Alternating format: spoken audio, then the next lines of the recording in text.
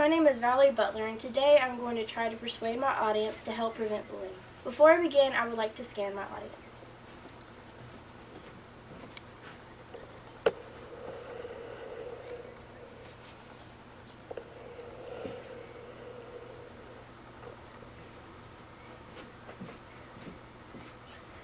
Have you ever been a victim of bullying? If so, what did you do to fix the issue? Did you even do anything about it? Did you talk to your parents? Did you tell a teacher, or maybe your principal? And if you didn't do anything about it, how do you feel now? Well, first I'm going to describe what bullying really is. According to Psychology Today, bullying is a distinctive pattern of harming and humiliating others, specifically those who are in some way smaller or weaker. Now, let me ask the question again. Have you ever been a victim of bullying? Now that you know the definition, it could be something little as being picked on the internet, on social media. Cyberbullying is really huge, as well as being bullied at school by just people coming up and pushing people and shoving people.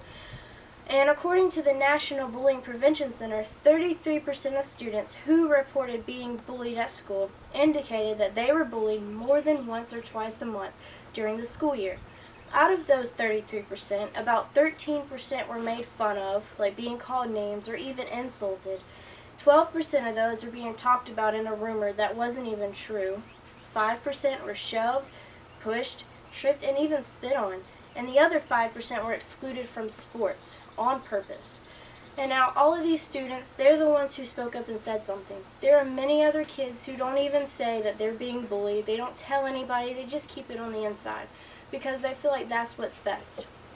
Today, I'm going to give you 4 steps to help prevent bullying. That is courtesy of StopBullying.gov. The first one is to help kids understand what bullying is.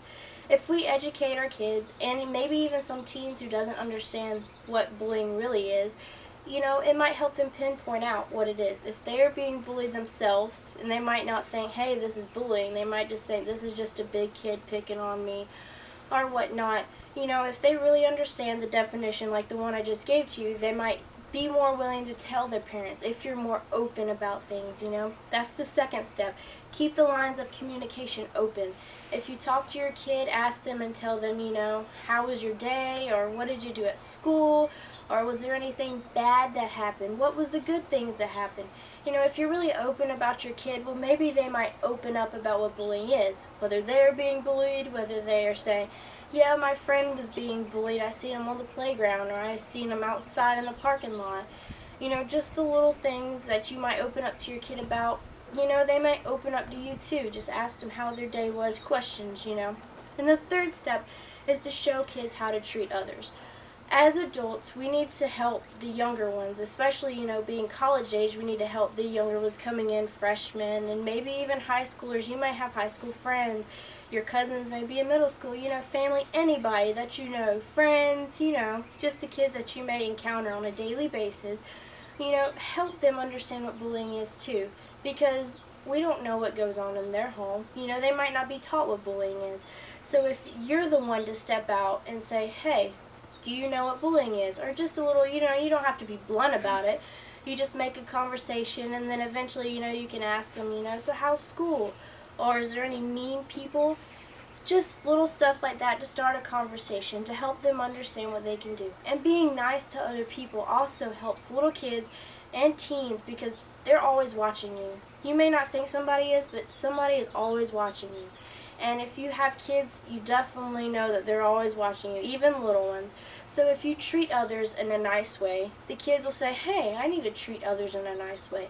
And that might also help bullies, because sometimes bullies may go through a bad situation that we don't know about, causing them to be mean.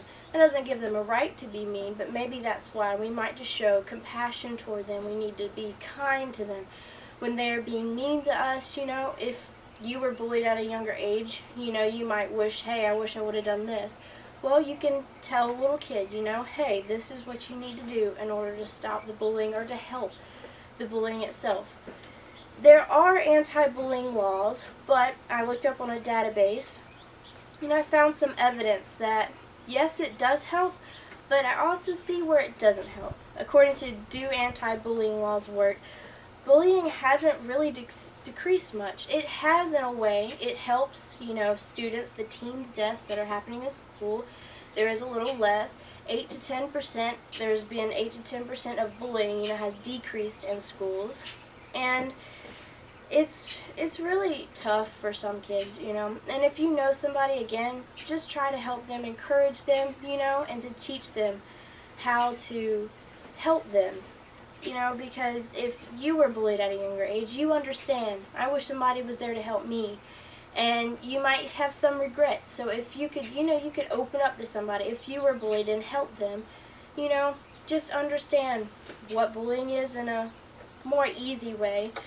And you can help maybe the next person bullied. Because if we help kids that are being bullied be nice to the bullies and stuff, maybe the bullies will take a step back and be like, this kid was always cowering down to me, this kid was always this, and now they're sort of standing up to me. They might show fear, they might be scared in a way, but they might not show it.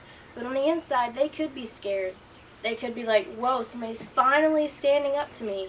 That's a big deal. And so if we start standing up to bullies, and if we start standing up to things that are wrong, and try to help people and be kind to them and show them, compassion, maybe there will be a little less bullies in the world.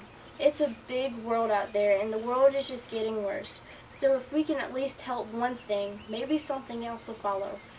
But if you take these 4 steps, according to StopBullying.gov again, you can really help a lot of kids if you know a lot of them.